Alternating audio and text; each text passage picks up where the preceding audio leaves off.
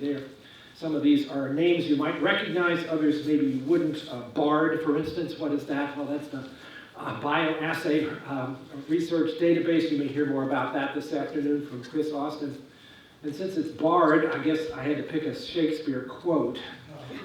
So, and again, looking forward here, there are more things in heaven and earth, Horatio, than are dreamt of in your philosophy. That is intended to convey the message that where we are right now, we think we're getting pretty smart about understanding genomics and functional aspects of how the genome works. We're just scratching the surface. And it's going to be, when we have the 20th gathering of this group, Eric, I hope you'll continue to support that. We'll look back on the 8th meeting and go, boy, we were really ignorant about so many things. We are on quite a curve here. A lot of that, of course, is driven, and I'll be the first to show the usual diagram here of the expansion of sequencing capacity and the fact that we are doing better than Moore's Law. You might worry a little bit about that flattening there over the course of the last couple of years. Don't worry too much. This kind of advance in technology isn't necessarily something that happens in a predictable way, but I would be willing to tell you that that curve is going to drop below $1,000 in the course of the next 3 years, let us say, from things that many of the people working in this technology space are already doing. And where that's going will continue to empower all kinds of applications. So let me talk about a few of those. Cancer, obviously, an enormous beneficiary of the ability to do high-throughput DNA sequencing, including whole genome analysis of tumors, and comparing those with constitutional DNA of the same patients in order to be able to tell the difference between hereditary variants and things which are somatic and acquired and potentially are drivers of malignancy. I do remember when this was first being talked about, sort of 12, 13 years ago, there was a lot of concern about whether we would be able to learn much about cancer because of the noise and the problem. But clearly the answer to the noise has been to do very large numbers of tumors and begin to look for common themes so that you can tell the difference between drivers of malignancy and passengers, which are simply the mutational noise that comes along as a cancer cell is dividing over and over again.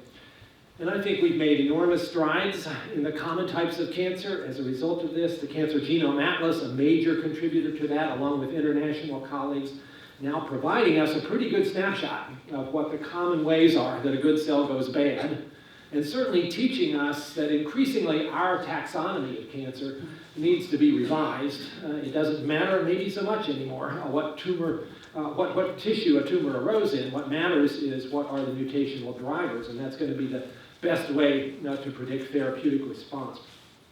If you're looking for recent examples of this, here's a paper just recently out about head and neck cancer, looking at squamous cell carcinoma, and finding very interesting things that were not previously apparent by other kinds of analyses, including, of course, the usual histology and some virology.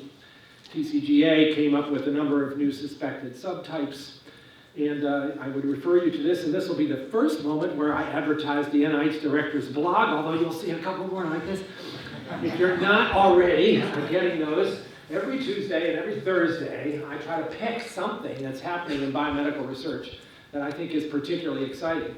And it's not difficult to come up with 2 stories a week. What's hard is to figure out which ones to write about because there's so much going on in this space. Anyway, this is a recent one from last month about this particular TCGA effort on head and neck cancer. And there is, by the way, another TCGA paper coming fairly soon on cutaneous melanoma, which is also, I think, an interest a lot of people, having seen a preprint of it. And this kind of analysis, of course, also being done in other countries in the world in a very nice collaborative effort sponsored by the International Cancer Genomics Consortium. From my perspective, having had the privilege of working with other leaders in other countries in the Genome Project and HapMap and many other efforts, this is something we need to keep doing as much as we can. We can all learn from each other. We can expand the ability to generate more and more data if we have the talents of scientists all over the world blended together. Another area that, of course, has emerged fairly quickly and as a direct consequence of the ability to do high-throughput DNA sequencing is the human microbiome. We are certainly learning that we are a superorganism, that we need to know about those microbes that live on us and in us and outnumber us in terms of the number of their cells versus the number of ours.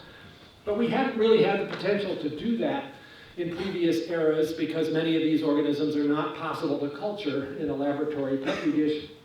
But they have DNA or RNA, and they can therefore be cataloged and tracked, and the associations of their abundance can be assessed with a wide variety of different disease applications. And that has, I think, really electrified the whole field of understanding common diseases like diabetes and obesity and maybe even autism.